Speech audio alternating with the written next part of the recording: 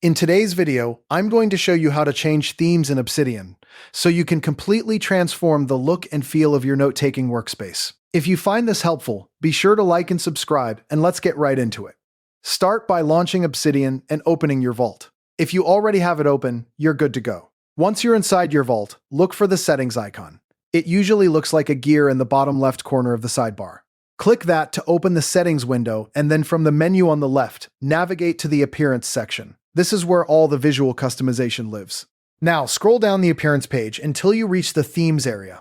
You'll see a section that lets you manage community themes, which is exactly what we need. Click the Manage button next to themes, and a new browser window or tab will open, showing you the full gallery of community-created themes. This is a huge collection, so take your time browsing. Scroll through the gallery and preview different styles and layouts. Each theme card gives you a quick look at how it transforms the interface. When you find a theme that catches your eye, click on it. Obsidian will show you a more detailed preview of the design, including colors, fonts, and overall layout. Once you're happy with what you see, click the Install and Use button. Obsidian will download the theme and apply it immediately, so you'll see the change right away. Take a moment to review the new appearance.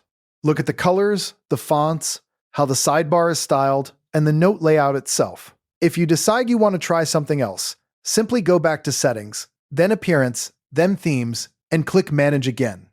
Browse the gallery, select another theme, and click Install and Use.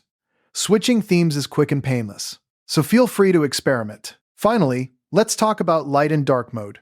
Back in the appearance settings, look for the base color scheme option. Here you can choose between light, dark, or adapt to system. Many community themes support both modes beautifully, so you can switch between them without losing the theme's design. And that's it. You've successfully changed themes in Obsidian. Thanks for watching, and I'll see you in the next one.